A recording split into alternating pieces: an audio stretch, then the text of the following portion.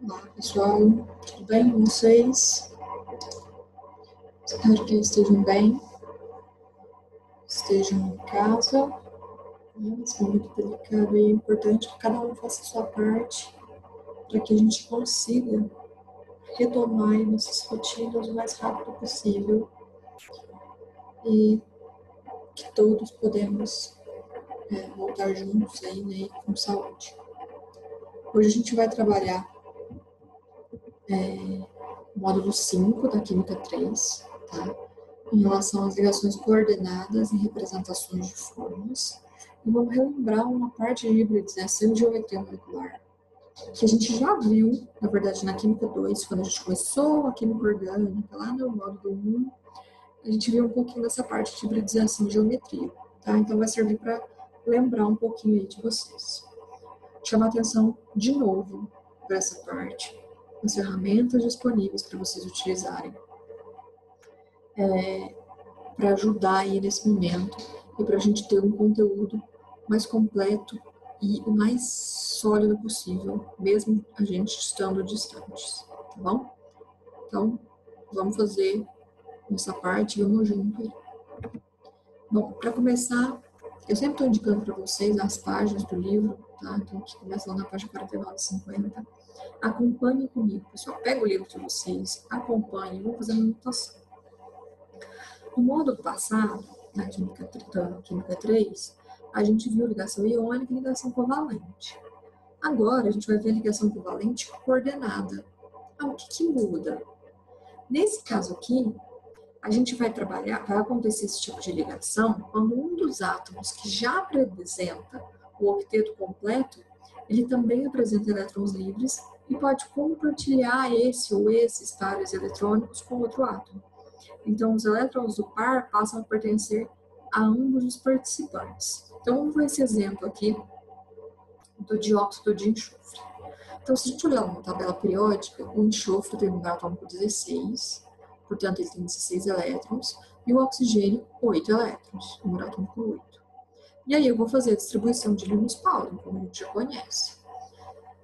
Então, chegamos aqui numa conclusão de que o enxofre tem 6 elétrons na última camada e o oxigênio também tem 6 elétrons na última camada. Então, pessoal, eu vou distribuir esses elétrons em torno desses dois átomos. Então, eu peguei o enxofre aqui, os elétrons dele eu estou representando por esse triângulo. Então, tem 1, 2, 3, 4, 5 e 6. Do oxigênio, a bolinha. 1, 2, 3, 4, 5, 6. E aí, para formar ligações químicas, eles precisam compartilhar elétrons. Então, como cada um está com 6, eu vou compartilhar esses elétrons aqui para formar ligação química e cada um agora passa a ter 8. Mas a fórmula que eu tenho aqui é SO2 e não é SO. Então, o que acontece? Agora, o oxigênio que eu tenho para colocar aqui ainda, ele já tem 6 elétrons, certo? Se eu compartilhar elétrons, como eu fiz aqui no outro oxigênio, o enxofre ele vai ficar com mais do que 8 elétrons na última camada. E existem alguns átomos que permitem isso, mas não é o caso, tá? Então, o que vai acontecer? Esse enxofre, ele vai compartilhar esse par de elétrons com o oxigênio. Então, isso vai fazer com que o oxigênio complete seu octeto sem o enxofre ficar comprometido. Então, esse oxigênio aqui agora também vai ficar com os 8 elétrons. E aí é representado por essa setinha, tá?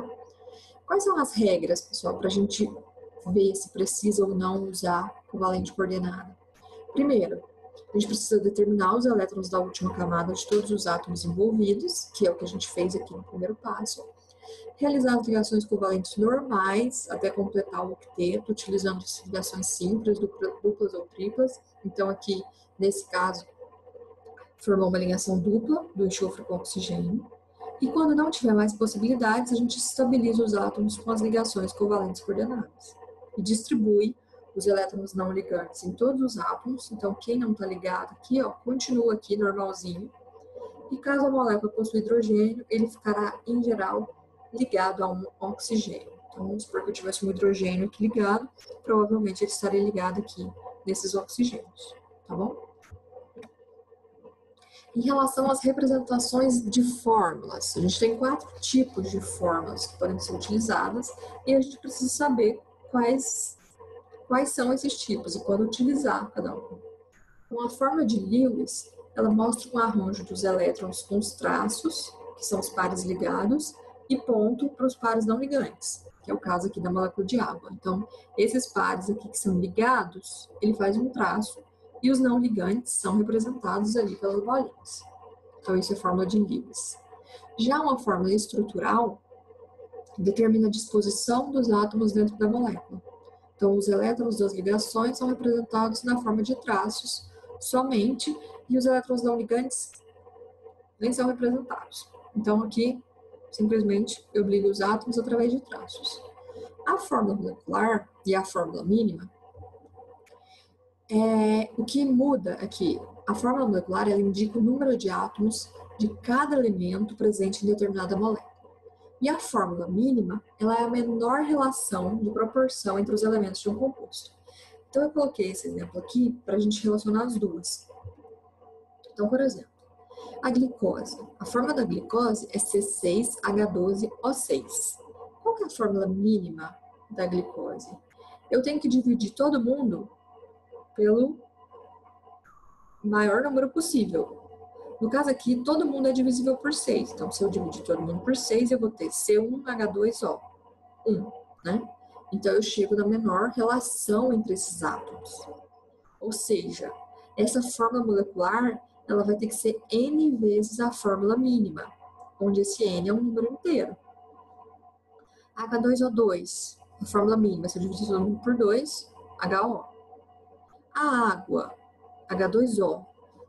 A fórmula molecular da água já é a própria fórmula mínima. Por quê? Porque eu não consigo dividir aqui para ficar um número inteiro. Porque se eu dividir por 1, vai continuar a mesma coisa. Se eu dividir por 2, vai ficar HO meio.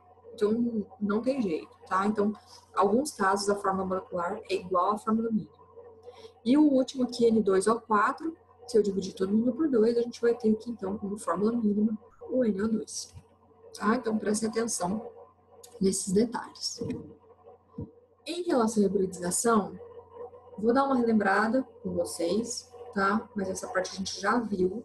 Então, o que é uma hibridização? É a fusão de diferentes orbitais atômicos incompletos da última camada de um átomo, dando origem a novos orbitais híbridos idênticos entre si. Então, quando a gente fala em hibridização, a gente tem que lembrar do carbono. Qual é o número atômico do carbono? 6. Então, quando a gente distribui os elétrons, a gente vê que ele tem 4 elétrons na última camada. E hoje a gente sabe que ele faz 4 ligações químicas. Mas se a gente fosse distribuir os elétrons, a gente veria que, ó, a primeira camada está preenchida, 1, 2. Na segunda camada, eu vou preencher o S completo, depois o PX e o PZ, o PX e o PY. Ou seja, se esses elétrons já estão emparelhados, eles não podem fazer ligação química. Então, só sobraria 2 elétrons para fazer ligação química. Só faria 2 ligações. E já verificou experimentalmente que não é isso que acontece. Então, quando a gente olha aqui para o diagrama do carbono em estado fundamental, é isso aqui que a gente tem. Teria, no caso, né? Então, somente 2 elétrons aqui disponíveis. Quando eu ativo esse carbono, o que eu vou fazer? Eu vou promover esse elétron que estava aqui no 2s2 lá para o 2pz que está vazio. Com isso, eu chego num estado híbrido. O que significa isso? Um estado intermediário entre os orbitais S e P, com energias idênticas, tá? O sp3 ele tem energias idênticas. Agora que, ao invés de ter um orbital S e 3 orbitais P, eu vou ter 4 orbitais sp3. Então, é isso que quer dizer orbitais híbridos sp3. Isso faz com que eu gere aqui, então, a junção de 3 orbitais P com um orbital S, eu gere 4 orbitais hibridizados em sp3, ou seja, o metano, por exemplo, ele tem lá 4 ligações sigma sendo realizadas, tá? Do carbono com hidrogênio, em uma geometria tetraédrica. Quando eu olho para a hibridização sp2, O que está acontecendo? Quando eu promovo esse elétron, eu vou ter 3 orbitais híbridos sp2, ou seja, eu estou juntando, estou fundindo um orbital s com 2 orbitais p, e o outro orbital p eu deixei ele puro. Por quê? Porque tem alguns casos que a gente tem ligação pi, como o caso dos alcênios. Então, essa ligação pi, ela é indicada por uma ligação num orbital p. Por isso que, nesse caso, a gente tem 3 orbitais híbridos sp2 e um orbital p puro, tá? Então, orbitais sp2 são característicos de alcenos, certo? E o sp, como vocês podem ver, eu só estou juntando um orbital s com um orbital p. E estou mantendo 2 orbitais p puros. Por quê? Porque eu vou realizar 2 ligações pi, porque a ligação tripla ela é formada por um orbital, por uma ligação sigma e 2 ligações pi. Então, esses orbitais p puros aqui são quem estão realizando as ligações pi, tá? Então, só para a gente relembrar um pouco da parte de hibridização que a gente já trabalhou lá na Química 2, no módulo 1. Mas eu quis fazer essa revisãozinha aqui para a gente não deixar passar, tá?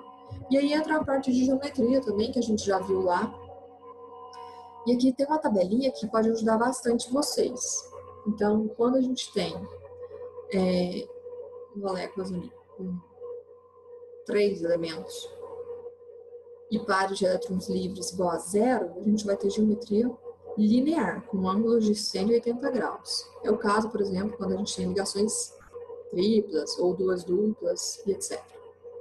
O BF3 também tem 0 elétrons, como ele tem 4 átomos aqui, então a gente vai ter uma geometria trigonal plana. Já quando eu tenho 5 átomos e 0 pares de elétrons livres, eu vou ter uma geometria tetraédrica com ângulo de 109,5 graus. Então isso aqui seria hibridização carbono hibridizado em sp, esse aqui em sp2 e esse aqui em sp3, tá? Agora a gente tem, de novo, o mesmo caso aqui, o BF3 e o NH3. Só que agora eu tenho um par de elétrons livres no nitrogênio. Esse par de elétrons livres no nitrogênio vai gerar uma repulsão dos outros átomos que está aqui. Então, por isso que a geometria não é mais trigonal plana, mas sim pirâmide trigonal, com um ângulo um pouquinho menor de 107 graus. Tá? Agora, a água, eu tenho aí 3 átomos, só que com 2 pares de elétrons livres. Eu vou ter aqui uma geometria angular. Por quê? Porque os 2 pares de elétrons livres aqui vão gerar uma repulsão, e ao invés de ser linear, ele vai diminuir o ângulo, que era para ser de 180, para 104,5 graus. O PCl5, a gente tem aí 6 elementos, certo? 6 átomos, com 0 pares de elétrons, mas só entre os 6 átomos a gente já observa uma geometria de bipirâmide trigonal, porque eles vão ficar o mais distante possível um do outro. Então vai ter ângulos de 90 entre alguns e de 120 entre outros, tá? O SF4 tem 5 elementos com um par de elétron livre. Então é o que a gente chama de gangorra, porque também esse par de elétrons ele vai ficar migrando aqui e gerando repulsão nesses átomos. E o ClF3 tem 2 pares de elétrons livres e vai ficar aqui em formato de T, por causa também aqui dos 2 pares de elétrons livres, gerando uma repulsão. Então, pessoal, deem uma olhada nessa tabelinha, vejam mais alguns exemplos do livro. Algumas são clássicas, né? Então são fundamentais saber. Essas 2 últimas são menos comuns de aparecer, mas as outras são bem clássicas e é muito importante saber a influência da presença do par de elétrons ou não. Tá? Tem mais outras aqui. Também com 3 átomos, mais 3 pares de elétrons livres, então fica linear, porque também vai gerar repulsão aqui.